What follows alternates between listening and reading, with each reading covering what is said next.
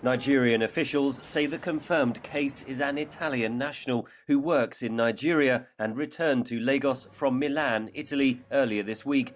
He is now being treated in a Lagos hospital and is said to have no serious symptoms. Across Africa, authorities are stepping up surveillance at transport hubs. Single cases of coronavirus have been detected in Egypt and Algeria. The World Health Organization warned Thursday that no country can assume it is safe from the virus. This virus does not respect borders. It does not distinguish between races or ethnicities.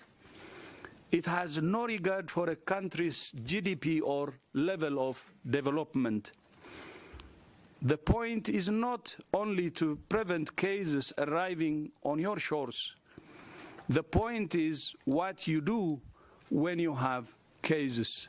Until this month, Senegal's Pasteur Institute was one of only 2 African research laboratories able to test for the virus. If it is detected sooner, that will be more effective in limiting its spread. The apparent delay in any African outbreak has given the continent time to prepare. The World Health Organization says more than half of sub-Saharan countries are now equipped with laboratories that can test for the virus.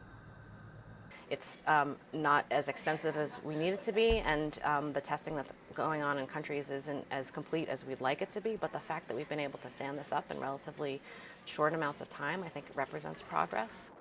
It's feared that an undetected outbreak could rapidly escalate into a health crisis. Around 80% of people with coronavirus have only mild symptoms, meaning the true prevalence is likely underreported. Most fatalities have occurred in those with underlying health problems, but a pandemic in Africa would overwhelm medical facilities. It's an issue when it comes to managing other medical problems. So that means that people with heart disease and things aren't necessarily able to visit the hospital or to get an appointment, and subsequently we could see increased mortality from other medical problems simply because they can't access the health system. Experts say many African nations must improve disease surveillance and operations to trace the spread of infection.